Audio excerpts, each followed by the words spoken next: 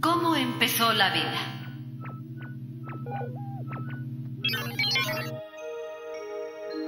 La Tierra se formó hace unos 4.500 millones de años junto con el resto de los planetas del Sistema Solar.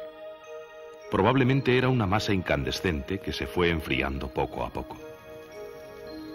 La joven Tierra tenía una gran cantidad de energía que se manifestaba de diversas formas. La actividad volcánica debía ser entonces mucho más abundante de lo que es ahora. Enormes masas de roca incandescente ocuparían grandes territorios. El calor interno haría que la temperatura de la superficie fuese bastante más alta que en la actualidad. A esto hay que añadir la luz ultravioleta y el calor del sol, descargas eléctricas de rayos y la radioactividad, que se sumaban al calor procedente de los volcanes. Los estudios sobre los volcanes actuales hacen suponer que la atmósfera primitiva tendría gran cantidad de hidrógeno que se iría perdiendo gradualmente, ya que al ser tan ligero podría escapar al campo gravitatorio. Además habría metano, amoníaco y agua.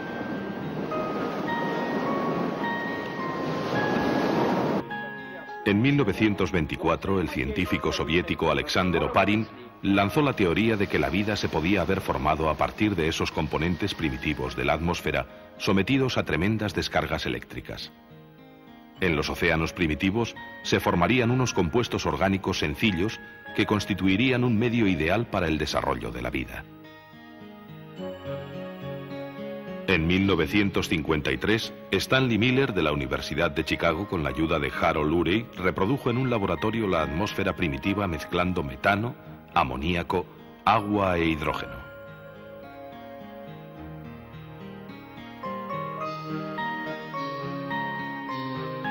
Sometió esta mezcla a una descarga eléctrica durante una semana y posteriormente comprobó que se habían formado numerosas moléculas características de los seres vivos.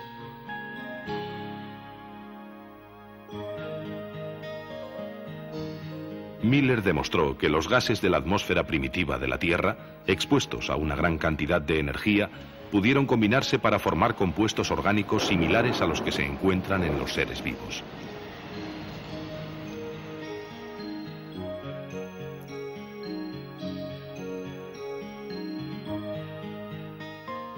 Siguiendo la teoría de Oparin, los nuevos compuestos orgánicos se pudieron mezclar para formar cadenas químicas. Con el tiempo, algunos de estos productos químicos en forma de cadena se asemejarían a las proteínas actuales.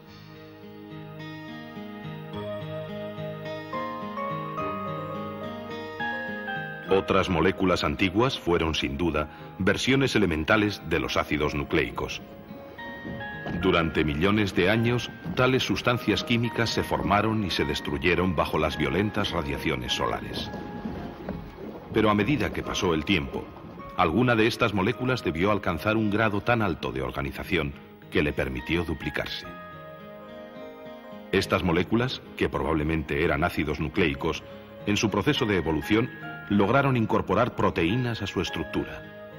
Así nació una relación entre las dos clases de moléculas. Con una membrana que les confirió cierta autonomía, las proteínas y ácidos nucleicos formaron las primeras unidades de vida.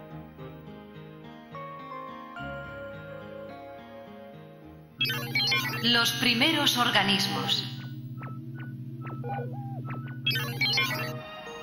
Los primeros organismos vivos se alimentaban de las sustancias que había en los caldos de los océanos primitivos. Este tipo de alimentación, mantenido durante varios millones de años, debió acabar con las reservas de materia orgánica. Por eso, unos 1000 millones de años después de la aparición de la primera célula viva, algunos organismos pusieron en marcha el proceso de fotosíntesis. Las células primitivas utilizarían la energía solar para transformar anhídrido carbónico, agua y sales minerales en alimento y liberar oxígeno al medio. Así, aparecieron los primeros vegetales, los llamados productores primarios, hace unos 2000 millones de años. El oxígeno resultante de la fotosíntesis se liberaba a la atmósfera y empezó por oxidar las rocas de la superficie del planeta. Después se fue acumulando en la atmósfera hasta que se acabó formando la capa de ozono, que absorbe la mayor parte de las radiaciones ultravioletas del Sol. Gracias a esta protección, la vida evolucionó hacia formas más complicadas, capaces de utilizar el agua y los minerales del suelo.